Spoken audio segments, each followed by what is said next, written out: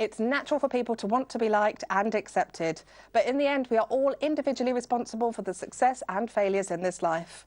When your peers pressure you to do something that's not right and goes against your values, you should stand firm and stand up to the pressure. But is this easier said than done? To find out more about peer pressure, stay tuned to Women's AM.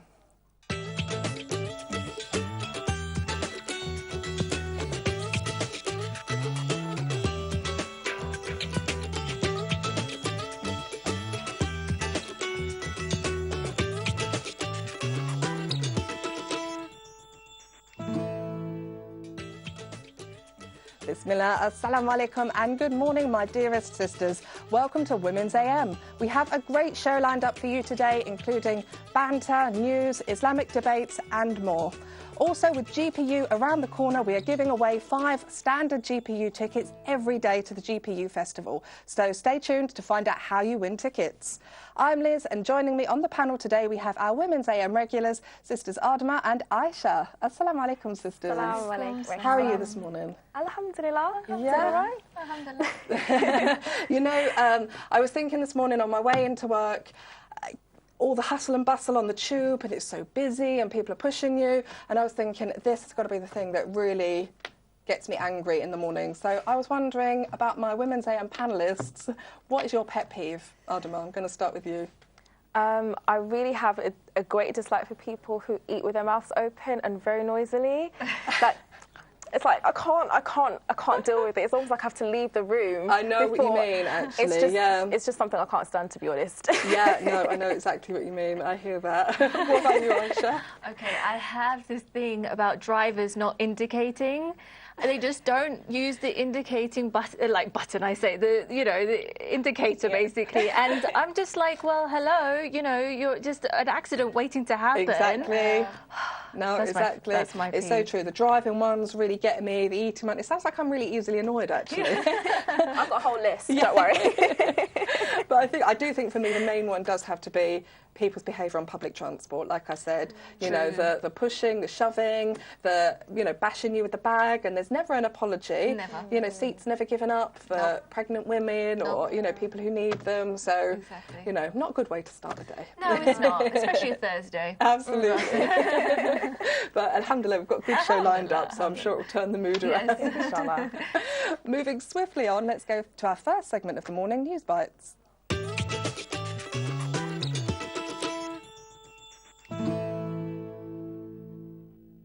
In this segment, we cover the news articles and headlines which have caught our attention today. The first one we're going to have a look at: Parents slam pro-Islam slant in Florida school textbook. Yes, So, in Washington Times, they say that hundreds of parents are utterly angry about this book, and it's called World History, and they've dedicated a whole chapter to Muslim civilization. And basically, it's just talking about the Quran and the 5 pillars of Islam, and basically factual stuff about Muslims and Islam. And yet, all these hundreds of parents are annoyed that, they're discriminating other religions, they're not talking about Christianity, and it's just slander, blah, blah, blah. So basically, the Council on American Islamic Relations sent out a statement, naturally. They said that this group is displaying an alarming level of intolerance and brazen disregarding of minority religions. And they added that the protests were un-American.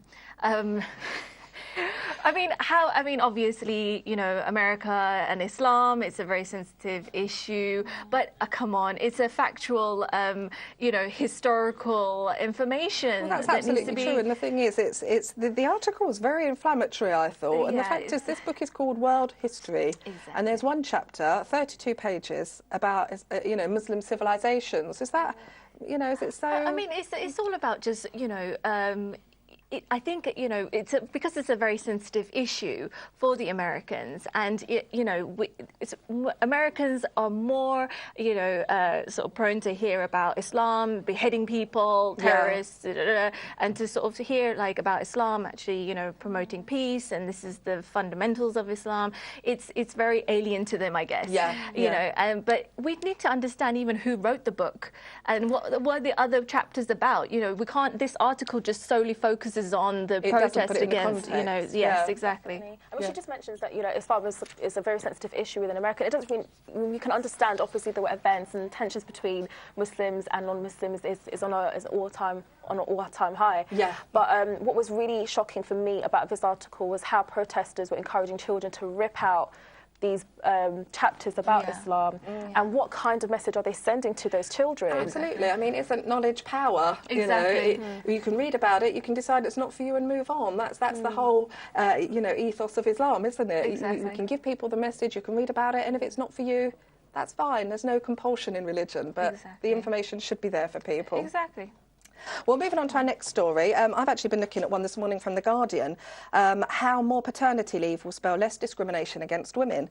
Now, we've covered this a lot on the show about maternity leave and how women are discriminated from managerial roles, higher-paying roles, because of the, you know, what's been dubbed the maternity risk, you know, the risk that women of a certain age pose to their employers because they may be leaving to have children and this will be costly to the company, et cetera, et cetera. So this article's kind of outlining this issue and talking about how if there was extended paternity leave for fathers, I think now it's about 1 or 2 weeks, if it mirrored more of what women get, then this would be a way to combat this issue.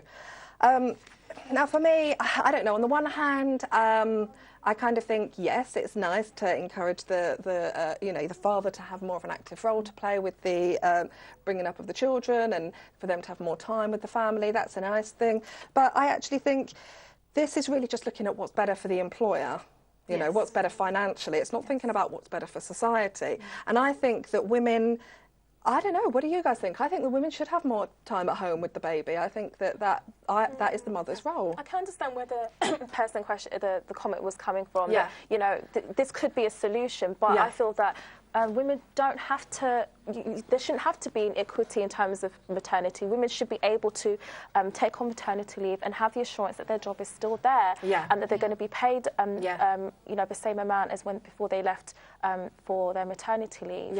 I don't think there should be an issue of equality. But I think it's really, really important that this is addressed because it is affecting a lot of women, and it seems very discriminatory, very pervasive. Because at the end of the day, absolutely, you know, what if you make the choice of having a child at the age of 20 or a little bit later? Why should you have it be at a disadvantage? Absolutely true. And what the article also mentions is the fact that a lot of women, once they finish their maternity leave, they either come back to their jobs with less pay or no jobs at all. And I think this is something that's actually recurring a lot within our community. Yeah, no, absolutely. Moving on to the next article here, we've got one from the BBC. More than 80,000 children homeless for Christmas. Just devastating. This is a really, really sad story. 80,000 children, more than 80,000 children. So that's just basically an estimate. More than 80,000 children in the UK face spending Christmas living in shocking conditions in temporary housing, according to Charity Shelter. So basically what this article was spelling out is that we have tens of thousands of children who are living in temporary accommodation, which, according to law, should only be allocated to families in dire need, in an emergency, for up to 6 weeks. But we are having a serious shortage in housing, and affordable housing for that matter. So what tends to happen is that the local council leave them there for a lot longer. And there's some really shocking statistics. Looking at London specifically, at the end of June of this year, there were over 62,000 children who were living in temporary accommodation. So we see that there's a huge jump. And in the same month, 57,269 were in temporary accommodation. And this is despite the fact that the Housing Minister, Chris Hopkins, said that councils have received almost £1 billion to tackle this issue. I think, so, you know, so Pamela, for me, it kind of really just highlights the disparity between rich and poor that we, you know, still see in the United Kingdom at the moment. It's It's really very telling, sad. especially on children, because what tends to happen is that they're, you know, overcrowding these conditions. They're not able to focus on their homework or their education. Many of them actually suffer from many poor issues that come out diets as a result of this. Well, Jazakallah Khair, sister, some really interesting stories that we've covered there. For those of you who've been waiting to find out how to win those standard GPU tickets, well, the wait is up. All you have to do is answer the following question. What year did the GPU start? Is it 2005, 2006 or 2007? To enter, all you have to do is email your name, address, answer and email address to womensam@islamchannel.tv. In addition to this, we want you to suggest a topic that you want to see us sisters discussing on the show and tell us what has been your favourite topic so far. The competition will close at 9 p.m. each evening. Winners will be notified by email and we will send you a promotional code which will allow you to get your tickets. Entries with suggestion and favourite topic will only be accepted and put through. Straight after the break, we'll be discussing peer pressure, so don't go away. Assalamu alaikum.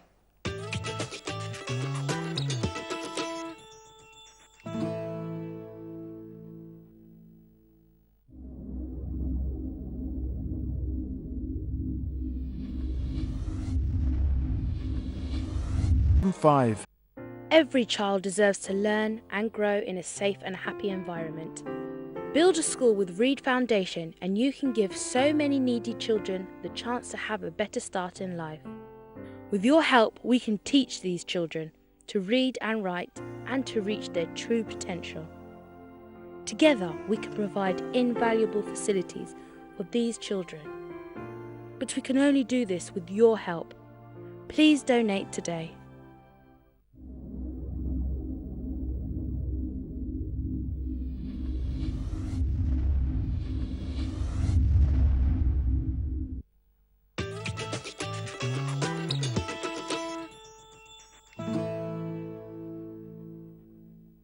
Assalamu alaikum rahmatullahi wa barakatuh and welcome back. You're watching Women's AM with myself, Liz, and joining me on the panel we have sisters Adama and Aisha. Moving on to today's topic, let's go straight to her views where we discuss peer pressure.